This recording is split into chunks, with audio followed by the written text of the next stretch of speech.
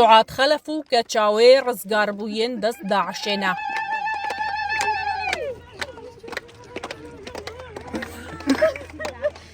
ji welatê Tirkiya rizgar bûyîne. Evro ji tariyê bû ronahiyê, bi tilîlî û şîrînahiya. Kes û karên wan bi baweşeke tejî xerîbiya 11 sala bi rondikên keyfê pêşwazî kirin. الحمدلله يعني پشتی 11 سال از گشتم خودانیت خو سکلک کیف خوشم از او کجا خو خلاص بو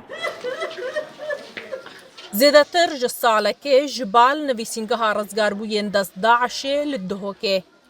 Kar li ser rizgarkirina vandû rizgarbûya dihate kirin ku a kinciyên gundê Hatimiye li Şingalê.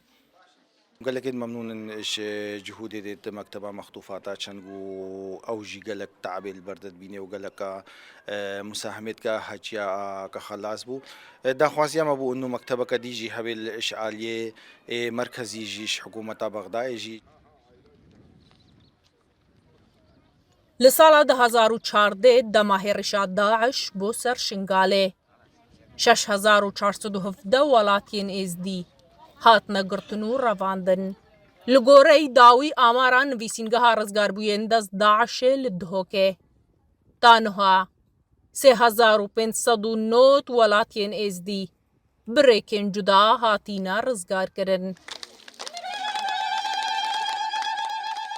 Edla Bekir Rûdaw, Şingal.